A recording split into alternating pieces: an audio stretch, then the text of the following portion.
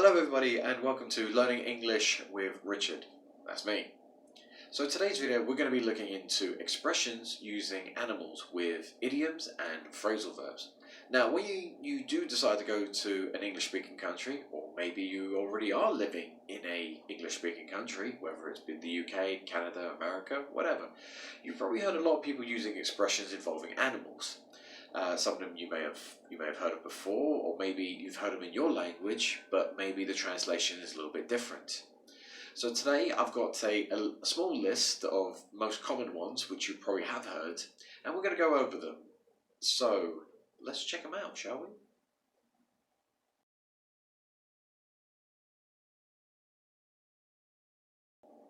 So, eat like a pig. This one is very common in a lot of English-speaking countries. We use this one to describe how much someone eats and also how they eat, mainly like their mannerisms on how somebody eats food. So we focus just on the first one, which focuses on the quantity of how much someone eats. So you could say something like, Tony eats like a pig. We better make sure there's plenty of food. So this way, we know that someone eats a lot. So they can be quite greedy, or they just really like to eat. Hey, we all know that someone. When it comes to the second version of eating like a pig, this talks about the mannerisms. So this person can be eating very fast, they stuff their face very quickly, they might even use their hands and the food covers the mouth, maybe goes on their clothes, it falls on the table mat or even on the floor, and it's not very pleasant to see or even hear. So you could do something like this. Oh, did you see how he was eating tonight? Oh, he eats like a pig. Now, of course, you can use different tones. You could say how I just did it a moment ago. We could say, like, did you see how he was eating tonight? Oh, he eats like a pig.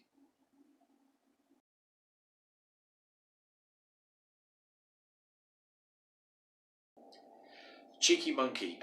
This one is mainly used mainly for children, particularly ones who are still like babies, toddlers, and even young infants.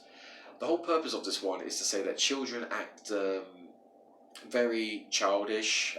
They do things that are very sneaky. They sort of make jokes, or they do something that is funny, adorable, but it can also be quite frustrating at the same time. There's so many ways to describe a child being cheeky. Like maybe they did something they weren't supposed to, and they give you like a little smile. I mean, anyone who has children would probably understand that maybe where I'm coming from. So, for a way to use this, we would say something like, "I love my child, but they are but he or she is a cheeky monkey." Of course, from our point of view, this is a positive because we like to tell other people about our children, and we say like, "Oh, what are your kids like?" "Oh, you could say my son's intelligent, my daughter is pretty, my son is very athletic, my daughter is really good with maths or whatever, maths and English and stuff like that." But when you say that they're cheeky, that means they can be a little bit bit mischief. They tend to get into trouble a lot, but they still have that cuteness about them. So like, you're in trouble. I know. So once again, you could say, "My child is a cheeky monkey," or "You are a cheeky monkey." Of course, normally when you say cheeky monkey, everyone is very cheerful. It's like, "Oh, you cheeky monkey." It's like, "Oh my goodness, you are a cheeky monkey, aren't you?"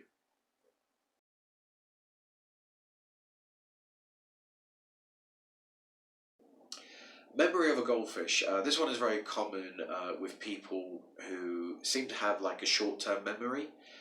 So you probably tell someone that they have to do something or they need something, and then maybe 2 minutes later they have already forgotten what you already told them. So you can say to them, "You have the memory of a goldfish." Of course, sometimes the person who does have a bad memory, they can at least admit that they have a bad memory. So if you tell someone what to do, they will say to you, "Listen, can you write this down because I have the memory of a goldfish. So at least that way you can write something down, give it to the person, or send a text message, and they'll go, "Ah, okay, this is what I need to do, no problem." Of course, sometimes people have known to change the sentence and say, you have the memory of a goldfish, the mind of a goldfish, or the brains of a goldfish. But the most common one is the memory of a goldfish.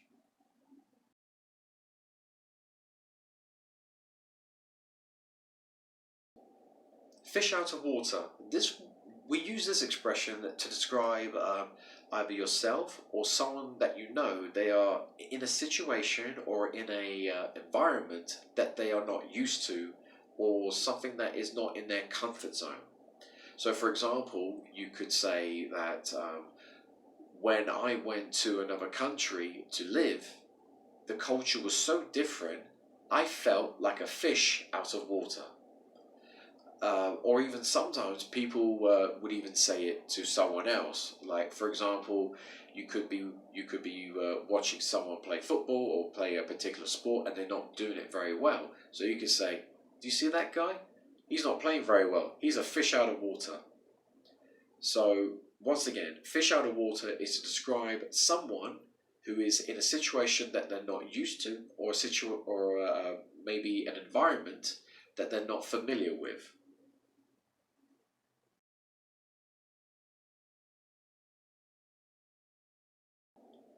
A lion's share. This expression is mainly used in business sense.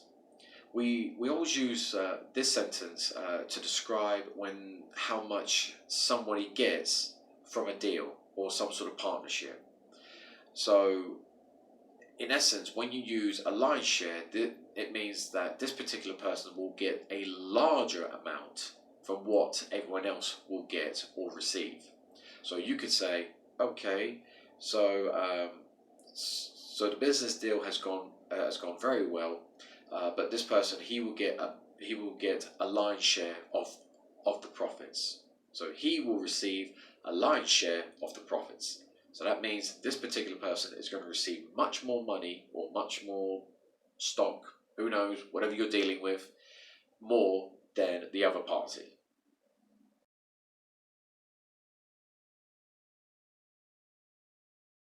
So fat cat. We use this expression to talk about someone who has lots of money. Normally, when you hear the term fat cat, it always involves someone in the corporate world or someone in the banking business. So, yeah, so once again, so this word actually describes someone who is very wealthy, who actually makes a lot of money from their job. So to use this in one sentence, you could say, "Those fat cats in Wall Street make so much money." Can you believe those people in Wall Street? They make so much money. They are a bunch of fat cats.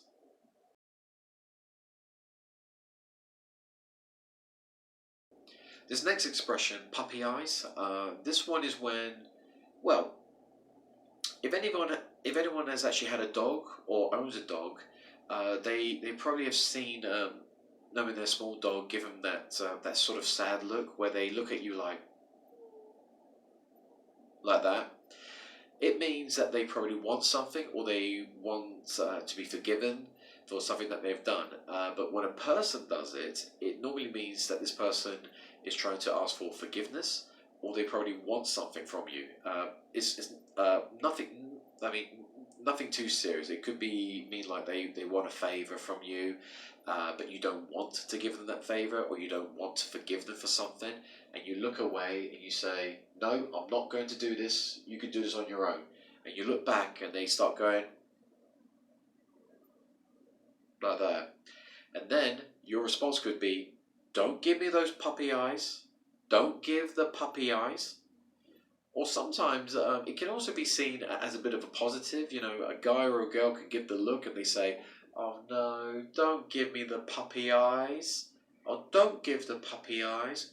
So, depending on your mood, your voice will change. If you're not in a good mood, your voice will go higher.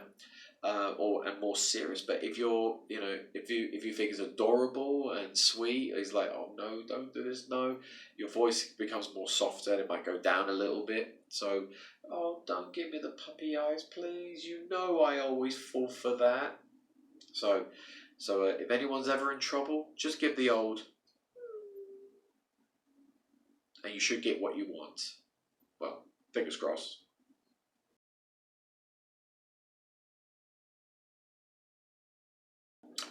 Dog eat, dog world. This expression is used in a competitive sense, where it could be corporate, it could be financial, it could be anything to do with sports or any type of job. You know, I mean, well, anywhere where you're sort of in competition with someone else. Normally people always use this one. When they describe when something has gone bad and someone feels like, oh, it's so unfair. This nothing goes my way, or or I never received something which I've done for my hard work, and someone else got it. So another person can come out and say, well, it's a dog eat dog world. If you don't take the opportunity when it comes, you're going to miss out. It's a dog eat dog world out there. So once again, dog eat dog world, or dog eat dog. It's an expression to describe being competitive.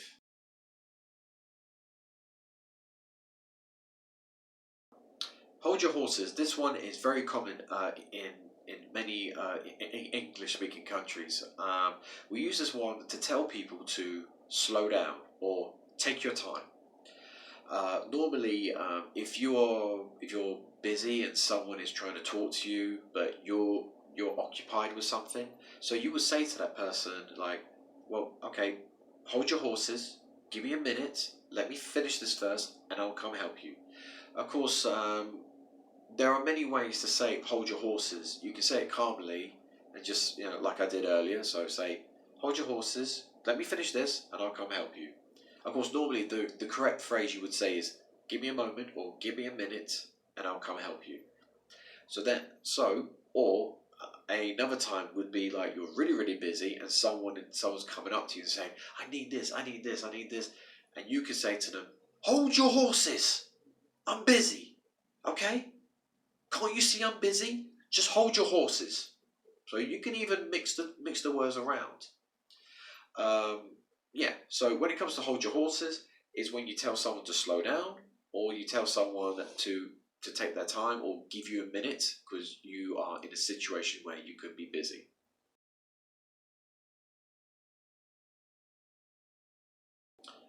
Now for this next one, I've actually added two for this one. It's monkey around and horsing around, or horse around.